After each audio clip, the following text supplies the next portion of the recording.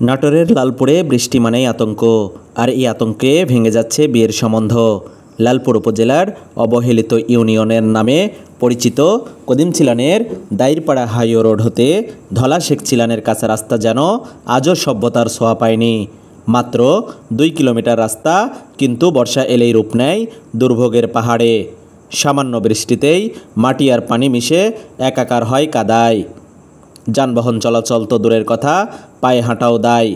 আর এই রাস্তার কারণে ভেঙে যাচ্ছে একের পর এক বিয়ের সম্বন্ধ। আমাদের ছেলে সন্তানের বিয়ে ভেঙে যাচ্ছে একটাই কারণ, রাস্তার কারণ। রাস্তার কোনো জনগণ চলাফেরা করতে পারতেছে না। এই কারণে আমাদের হাজার ভালো গুণমতী সন্তান নিয়েও আমরা গর্ব করতে পারতেছি না। একটাই কারণ এই রাস্তা। খুব গুণ আছে, কিন্তু ছেলেমেয়েরা রাস্তার লাগি লেখাপড়া হচ্ছে না, বিয়ে আসতেছে না, খুবই অসুবিধে। তা আপনারা দয়া করে আমার রাস্তাটা করে দেন। বৃষ্টির দিনে কেউ অসুস্থ হলে অ্যাম্বুলেন্স তো দূরের কথা, ভ্যান রিক্সাও ঢোকে না এই এলাকায়।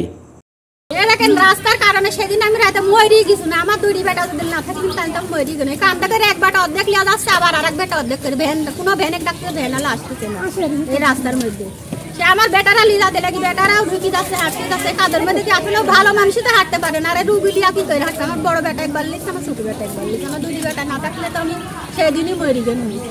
কৃষক তার ফসল সঠিক সময়ে বাজারজাত না করার কারণে ন্যায্য মূল্য থেকেও বঞ্চিত হচ্ছে। ধলা টু দাঁড়পাড়া শেখ চিলান পর্যন্ত কৃষি প্রধান এলাকা। এখানে সর্বোচ্চ মানের ফসল ফলানো হয়, সেটা হচ্ছে সবজি চাষি।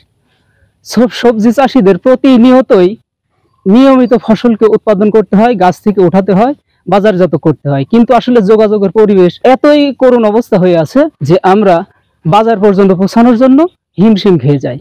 এতে বাজারের সময় যদি আধা ঘন্টার সময় যদি বাজার চলে, আমরা দেখা যাচ্ছে সেই বাজার শেষ হওয়ার পর আমরা সেখানে পৌঁছাতে পারি কিনা, এই পরিবেশে আমরা বাধ্য হয়ে যাই। রাস্তাটা করার খুব দরকার। দেখুন পানি, ধান, ফসল কিছু তুলতে পারিনি।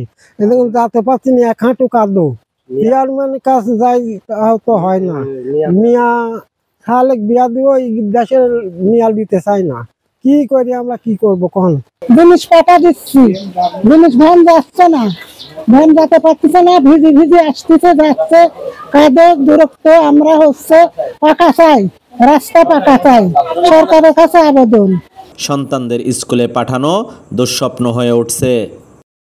আমাদের রাস্তা খুবই কাদা, এক হাঁটু কাদার মধ্যে সাল পারলে আমাদের আসতে খুব কষ্ট হয়। স্কুলে আমরা দ্রুত রাস্তাটা পাকা চাই, আমাদের খুব কষ্ট হয়। আমাদের বাচ্চাদের ড্রেস একবারে কাদা নষ্ট হয়ে যায়, বই খাতা নষ্ট হয়ে যায়, ভিজে যায়।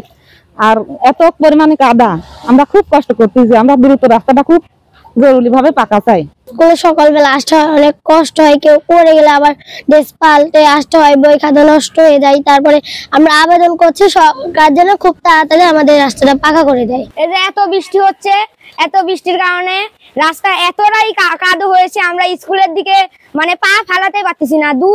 2 কিলোমিটার রাস্তা, মানে আমরা এত কষ্ট করে যেতেই পারতেছি না, এত কাদো। আমাদের সরকারের কাছে একটা বিকুল আবেদন, এই রাস্তাটা আমরা পাকা চাই।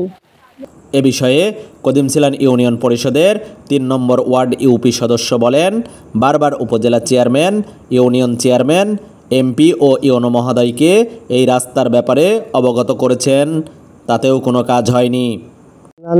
3 নম্বর ওয়ার্ডের মেম্বার, 71-এর পরে এই রাস্তাটা কাদা, এবং এই রাস্তার জন্য আমি চেয়ারম্যানের কাছে বলেছি, ইউনিয়ন সাহেবের কাছে বলেছি, কিন্তু এই রাস্তার কোনো গুরুত্ব দেয় নাই।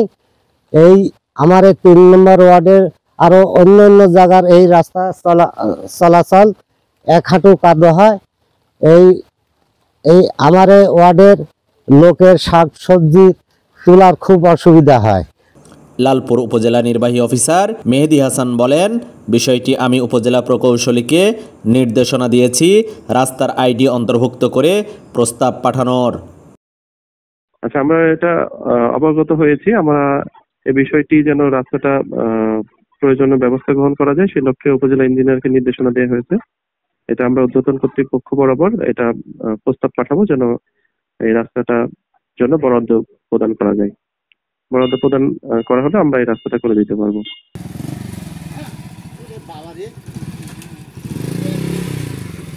Omar Faruk Khan, Asian television, Lalpur, Natore.